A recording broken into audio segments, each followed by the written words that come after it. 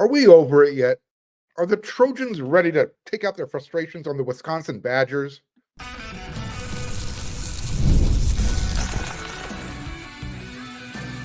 You are Locked On Trojans, your daily podcast on the USC Trojans, part of the Locked On Podcast Network, your team every day.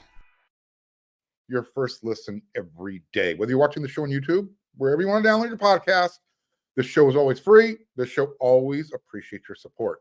Today's episode is brought to you by FanDuel. Place your first $5 bet and you'll get started with $200 in bonus bets guaranteed. Visit FanDuel.com to get started.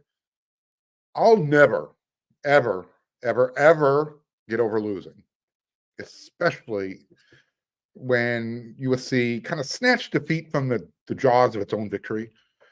It was a hard game to watch come down the way it ended. But it is what it is. We got to get beyond it. It's time to move forward. I'm ready to. But before we actually tuck that Michigan game to bed, bury it, look forward to the next time USC and Michigan play, I want to make sure I highlight some of the positives because there were a lot. There are actually a lot of positives. Stuff that this team can use to move forward, learn from, and just use as experience. I think I do my very best on this show. I keep my takes pretty fair and balanced. I think even my everyday haters out there, if they're being honest, they would agree. It's not that I like to. I'll call out the negatives when they're necessary. But I'll heap a ton of praise when it's due. I mean, a lot of people call me a homer, sunshine pumper. Some people call me Darth. I try and walk that line. Okay, maybe I walk it like a drunk sailor on a Saturday evening, but whatever. My job here is to call balls and strikes. Sometimes I get them right, sometimes I get them wrong, but I think for the most part, been pretty fair and balanced. Anyways, let's recap that Michigan game from the positive side of things. Let's talk about Miller Moss. I think that's a good place to start. He was 28 for 51. All right, just 55% completion rate. Not bad. 3 touchdowns. He did have that pick 6. Not good. The last time a USC quarterback threw 51 times in a game, that was in 2022. Actually, I guess it would have been technically 2023 when Caleb Williams threw the ball 52 times in the Cotton Bowl against Tulane. We know how both of these contests ended. Usually when you're throwing it that many times, not a good sign. Anywho, Miller had a really solid performance. Through 3 games so far, he ranks 8th in the country, number 3 in the Big Ten in completions per game, 25.33 to be exact. USC's passing offense, number 1 in the Big Ten, 318 yards per game. I'm going to pose the question again. Is Miller the best quarterback in the Big? You know my feelings on it. Let me add to my feelings. I know Miller is one of the toughest SOBs in the country. Yeah, I mean, he took a beating, and he just kept coming. Try and twist his head off, doesn't bother him. He'll keep coming. I'm sure he's feeling it today, but yeah, he took a beating, but he didn't keep it. He didn't stay down. Remember what gave USC the lead, 24-20? You see that dime he dropped between 2 defenders to Jacoby Lane? Yeah, pretty nice. Another positive, Woody Marks. He led the Trojans, 13 carries, 100 yards, 7.7 per carry. That'll get it done. It was his 4th career 100-yard rushing game, 2nd consecutive. That means as a Trojan, out of his 4, 2 have been with USC. Memo to Coach Riley, stay committed to the running game. Remember situational football. A little tongue-in-cheek there. I'm not going to ever tell Coach Riley I know how to call plays better than he does. He admitted it after the game. He could have called a better series down there late in the game. All right, we're going to let it go. Look, I think it happens this year. I think it happens in 2024. USC is going to get their first 1,000-yard rusher since Rojo. Ronald Johnson, the Texas Tesla, back in what, 2017, 2018, or 2016, 2017? It's been a while. Something else Woody did. He collected 5 catches. That keeps his game streak alive, which is the longest in the nation. He's got 48 straight games with a reception. I think Lincoln Riley's going to make sure he gets at least 1 per game. He had 5 in this past game. Wide receiver, Zachariah Branch. He led the Trojans. He had a career high 6 catches, 98 yards. That was the positive, and there are going to be a lot more from that young man. But I need sophomore Zachariah to start playing like freshman Zachariah. He's a little tentative this year, and I'm not quite sure why. Wide receiver Deuce Robinson, another positive. He got his first TD of the season, his 3rd of his career. I'm trying to figure out why he only had 2 targets though. That's really odd. Coach Raleigh talked about after the game, USC's red zone production. I get it. You want to pound the ball, run it. I've been promoting it, encouraging it. I love boring football. But sometimes take advantage of those one-on-one opportunities. Wide receiver Jacoby Lane. He caught a touchdown pass. I mentioned it just a second ago. That's his 2nd of the season. 4th of his career. Remember the name Jay Fair, okay? Wide receiver. Remember he transferred over from Auburn during the offseason?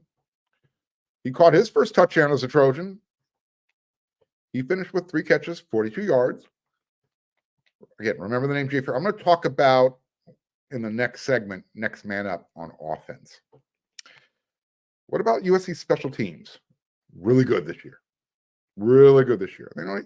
And I guess now they have a full-time special teams coach, Ryan Doherty. Once the rule went into effect where USC can have as many coaches on their staff as they want, he got the promotion, had the consultant/analyst role taken away. So Michael Lance kicked his 29-yard field goal. He's now 5 of 6 of the year. Eddie Traplisky. Should we start the new Tom the Bomb Malone Heisman campaign, but for Eddie? He's the number 1 ranked punter in the country. He's averaging 52 yards per kick. He's punted 11 times this year. Yeah, that's pretty good.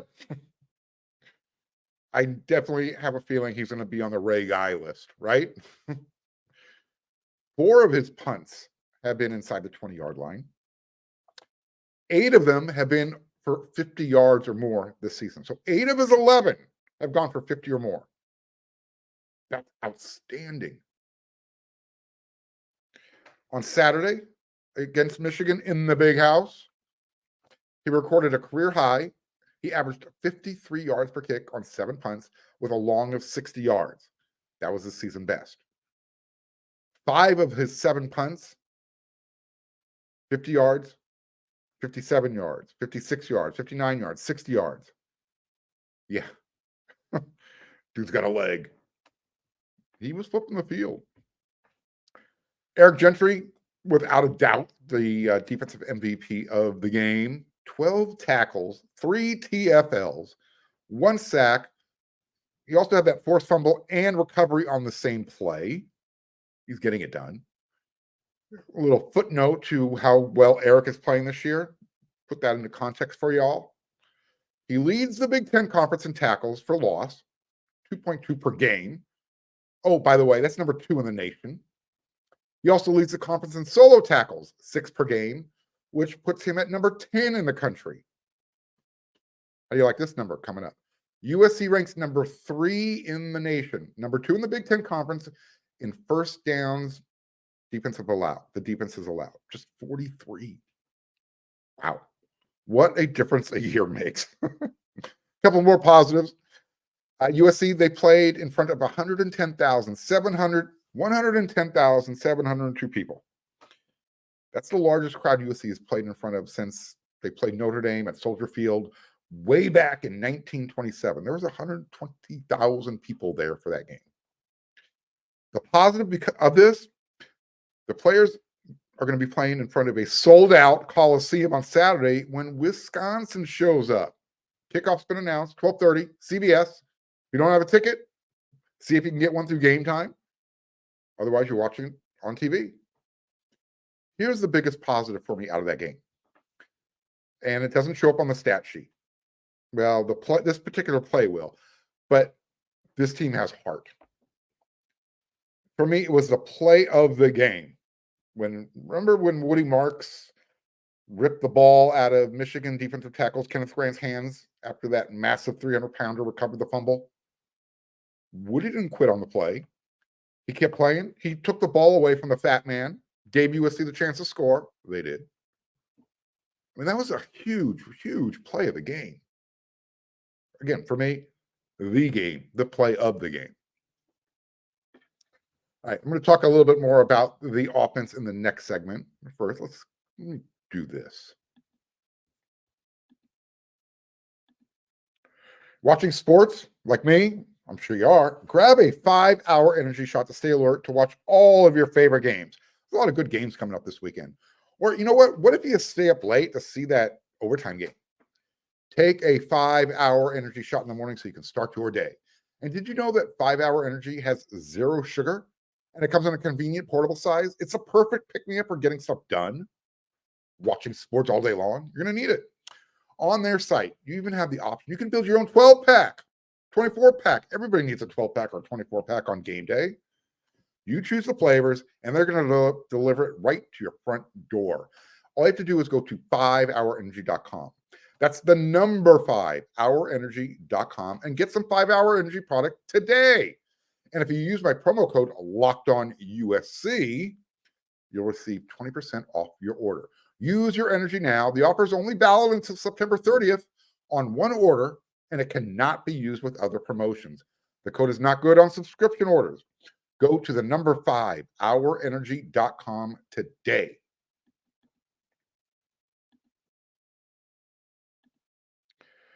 I mentioned the name Jay Fair, wide receiver. Okay. I said, remember the name.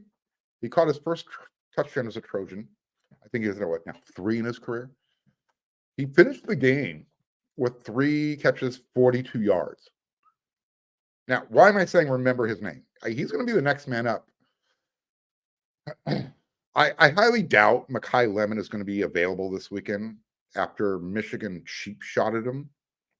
That's right. I'm calling it. I do not want anybody. Don't at me about this. Michigan fan, just zip it. I don't want to hear it. It was a vicious, cheap shot, and the player should have been ejected. I have no idea how that play did not get reviewed. There was 6+ minutes to make it happen. Monday, Coach Riley, he was on the Trojans Live radio show. He was asked about Makai's status. He said, he's doing good. He's rebounded back well. I think he's as good as you could possibly hope for with that scary situation. Now, Coach Riley, he believes that the injury stemmed more from the whiplash effect when Makai's helmet slammed to the ground, more so than taking that actual cheap shot forearm to the side of the head, right under the chin.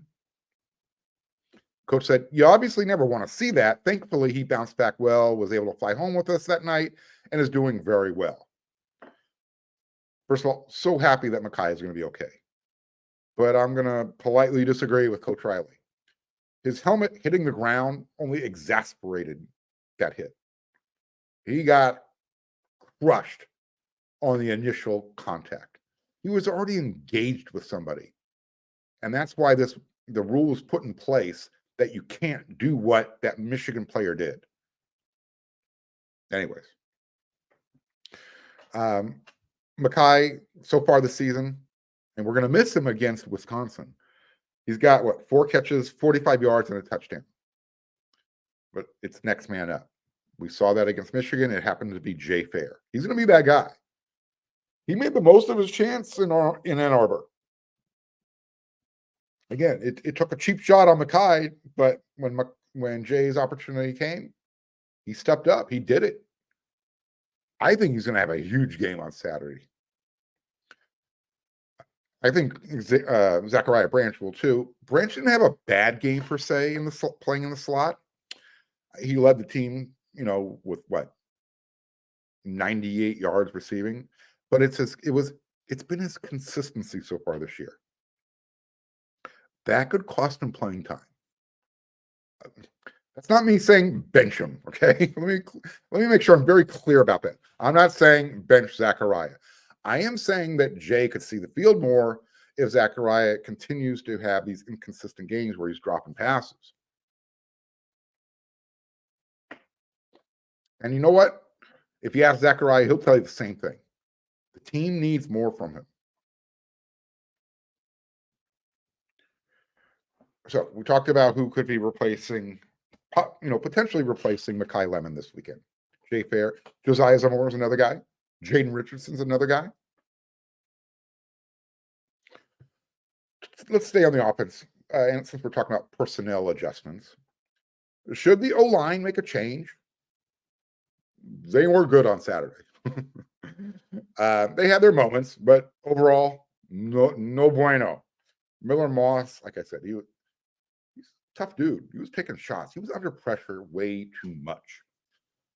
But right now, the offensive line, they are what they are because of the numbers.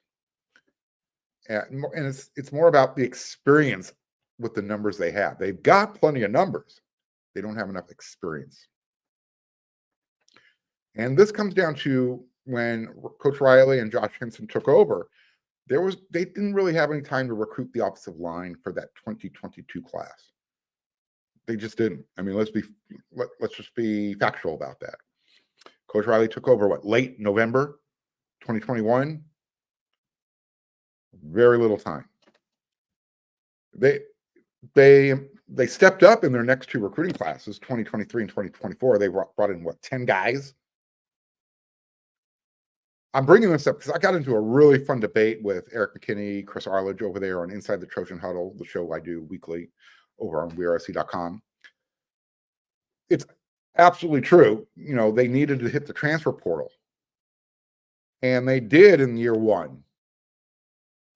But why did they miss or not get the guys they needed, especially for this season? Again, go when the Inside the Trojan Huddle show gets published this week on Tuesday, later today, when you're done watching this show, go check it out.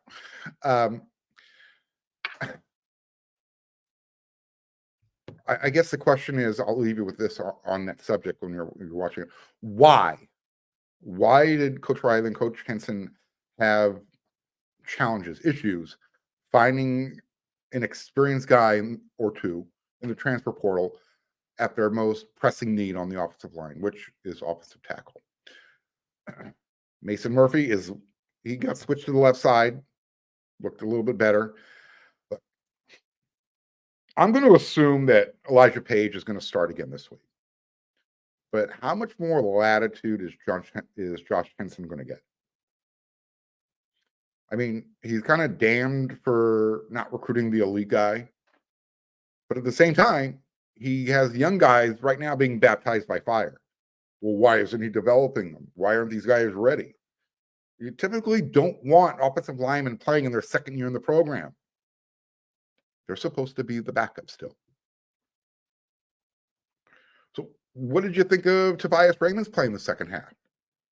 Remember, when they made the executive decision to put Elijah on the bench, let him see what was going on, they moved Mason Murphy from right tackle to left tackle. Tobias stepped in at right tackle. He's got the size. Is he ready for more playing time? I again, just off the top of my head, I don't remember saying, oh man, Tobias just got beat pretty badly. Miller just took a shot. It probably happened. I mean, every offensive lineman can take responsibility, accountability for, at least one or two poor plays. I mean, is Emmanuel Prion the best offensive lineman right now? Playing the best?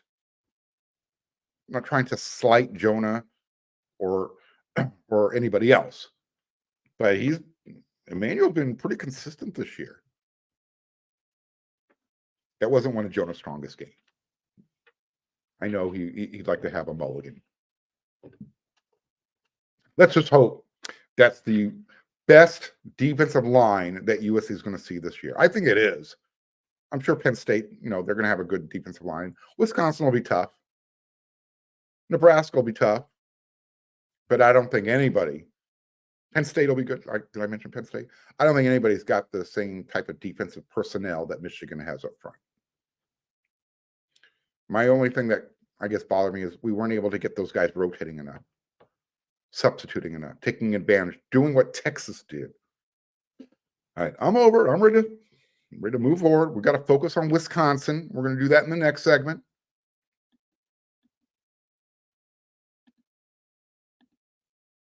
Hey, NFL fans, start the season with a big return on FanDuel, America's #1 sports book. So you know what? When you get that hunch in the middle of a game, now you can check out the latest stats, view live play-by-play, and so much more on the same page where you place your bets. Never used FanDuel before? Here's your chance. You'll get started with $200 in bonus bets guaranteed when you place your first $5 bet. That's FanDuel.com.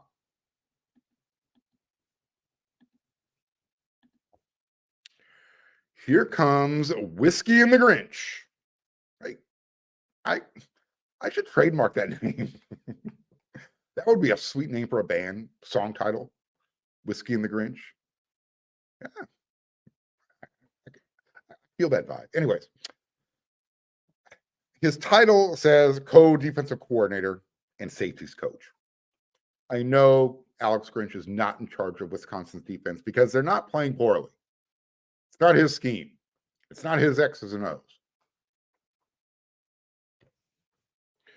And you know why USC is playing so well on defense this year? Here's one aspect of it. Did you know that USC, their defense specifically, has just one penalty so far this season? Just one.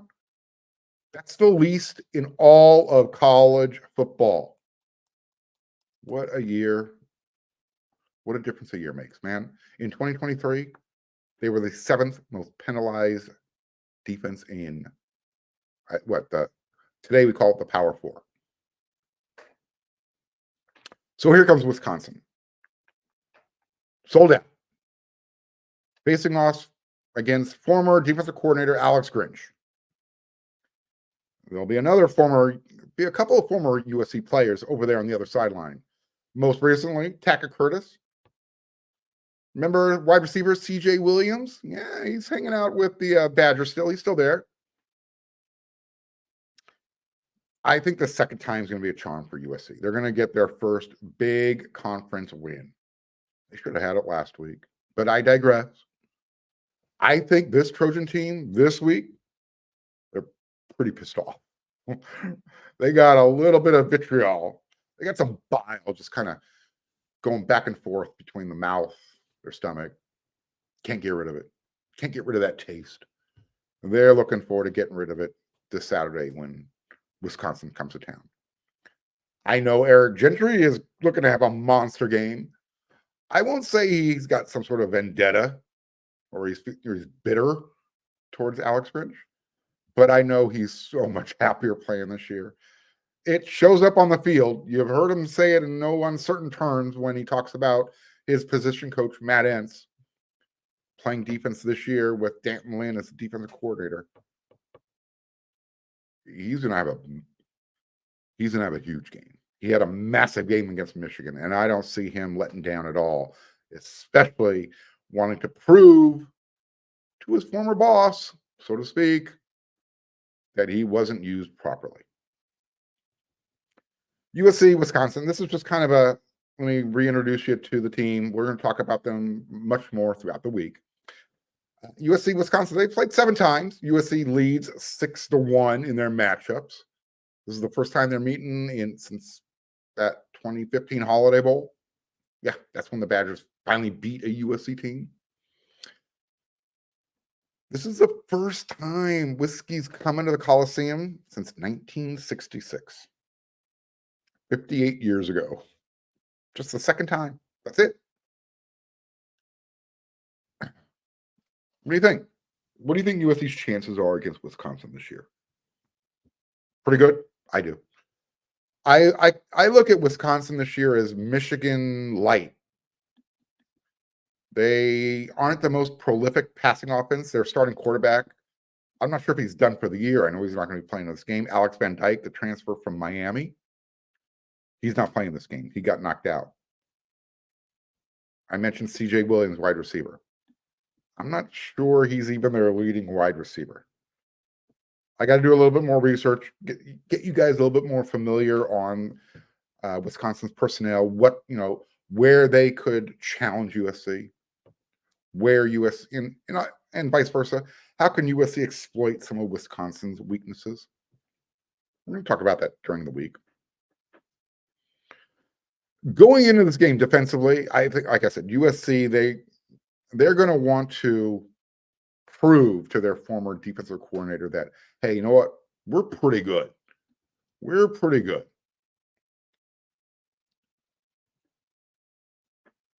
You know what? I'm going to leave this for tomorrow's show, but I'm going to tease you a little bit. We're going to talk about the defense. Should Bear Alexander be moved to defensive end? Against Michigan, he only got 21 snaps. That's not a lot. He's talking about it on social media. Kobe Pepe, Gavin Meyer, Nate Clifton. Look, they played better this year. They've been more consistent. Against Michigan, Bear had his moments. He was getting some pressure. But again, it's about consistency. And I think that's the message the coaching staff, Coach Henny specifically, is trying to send home. And I asked, should they move him to defensive end? He's not the biggest guy to play in the middle. I mean, he's a defensive tackle. He can play both. He flashed. He showed he can do it. But I wonder if his skill set is more suited for that strong side defensive end. Just a thought. I'm going to talk more about the defense and the game against Wisconsin all week. So there you go. That's it for this episode of Locked On USC. Don't forget, when you're done, if you like the show, you're not a subscriber yet, why not? If you're watching on YouTube, click that subscribe button. It doesn't cost you anything. It's free. Smash that thumbs up. Click that bell notification button. This is where you want to be. That way you don't miss anything about your favorite team, the USC Trojans. I'll be back again. When you're done watching this episode, don't forget, inside the Trojan Huddle later, head over to wearesc.com. And don't forget about Locked On College Football. Do not forget, when you can't get enough of college football, Spencer McLaughlin, he'll guide you. He'll talk about all the latest things going on. Oh, by the way, if I didn't mention it, USC's loss, here's another positive. Remember, when they went into that game, they were the 11th ranked team in the AP poll. They only dropped 2 spots. They're still in a perfect position to achieve their postseason goals, do what they need to do. I'm going to talk more about that throughout the week on the next episode. So until then, everyone, you know what to do.